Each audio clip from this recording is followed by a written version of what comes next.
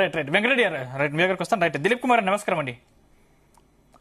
నమస్తే అండి, చెప్పండి. అంటే కాశ్మీర్లో కాంగ్రెస్ మిత్రపక్షమైనటువంటి ఎన్సీ అద్భుత విజయాలు సాధించింది. అంటే మీరు 32 చోట్ల పోటీ చేస్తే కేవలం మీరు గెలిచింది మాత్రం 6 సీట్లు. ఏంటంటే కాశ్మీర్ ప్రజలు మిమ్మల్ని నమ్మట్లేదా? అదేవిధంగా హర్యానాలో బీజేపీ మీద వ్యతిరేకత ఉన్నా దాన్ని మీరు కాంగ్రెస్ పార్టీ క్యాష్ చేసుకోలేదని విమర్శ ఉంది. ఏం చెప్తారు?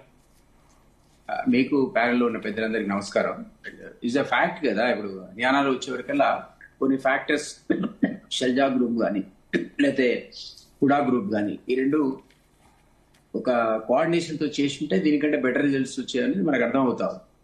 అందుకే మేము ఆశించిన స్థాయిలో, ఎందుకంటే ఈవెన్ సెఫాలజిస్ట్ కూడా ఊహించని స్థాయిలో అక్కడ మేము కొంచెం నిరాశ చెందాల్సిన అవసరం వచ్చింది.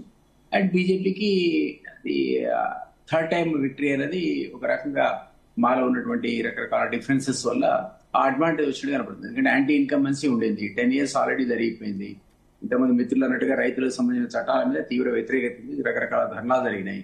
స్పోర్ట్స్ సంబంధించినటువంటి అథ్లెట్స్ కూడా, జిమ్నాస్ట్ కూడా, ఒలింపియన్స్ అందరూ కూడా రకరకాల పద్ధతిలో ధర్నాలు చేసి ఒక రకంగా ఒక type of anti incumbency atmosphere wave create అయింది. కాబట్టి మేము ఖచ్చితంగా అధికారంలోకి వస్తున్నామని హర్యానాలో అనుకున్నాం. కానీ అది జరగకపోవడానికి మేము ఇప్పుడు ఆత్మ పరిశీలన చేసుకోవాలి, విమర్శలు చేసుకోవాలి.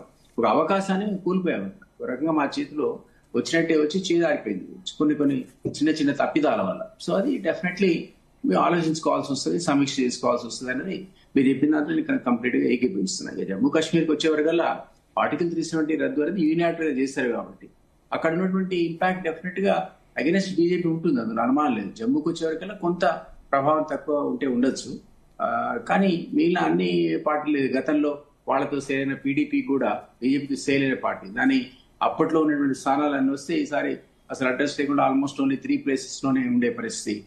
వీళ్ళు స్పాన్సర్ చేసిన ఇంజనీర్ రషీద్ సంబంధించిన వాళ్ళు గతంలో దాదాపు 18 స్థానాల్లో ప్రభావం చూపిస్తే ఇప్పుడు 2-3 స్థానాల్లోనే ప్రభావం చూపించే పరిస్థితి.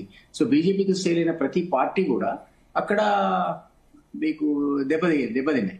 సో దాని అర్థం ఏంటంటే అక్కడ పీపుల్ ఇన్ జనరల్ దాన్ని యాక్సెప్ట్ చేయలేదు. స్టేటస్ తీసేయడం, స్టేట్ హుడ్ తీసేయడం, ఆర్టికల్ 370 యూనిలాటరల్ గా రద్దు చేయడం అనేది కూడా వాళ్ళకు మైండ్ లో ఆ మైండ్ సెట్ అనేది నెగటివ్ గా ఉంది. కాబట్టి బీజేపీకి అందరూ ఎక్స్పెక్ట్ చేసిన పద్ధతిలోనే ఎన్సీ అండ్ కాంగ్రెస్ విక్టరీ ఉంది. మీరు అన్నట్టు మేము ఆశించిన స్థానంలో ఆ స్థాయిలో అక్కడ మాకు సీట్లు రాలేదనే విషయం డెఫినెట్ గా అక్కడ కూడా మాకు కొంత నెగటివ్ ఫ్యాక్టరే.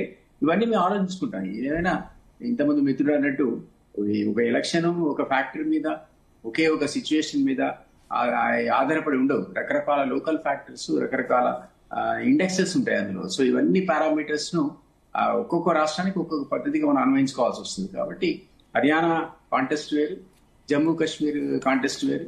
సో అక్కడ ఉన్నటువంటి ఫలితాలు, ఇక్కడ ఫలితాలు ఆ రకంగానే మనం అనలైజ్ చేస్తే మనకు క్లియర్ కట్ గా తెలుస్తా ఉంటుంది. ఉపయోగ డిసప్పాయింట్మెంట్ ఏంటంటే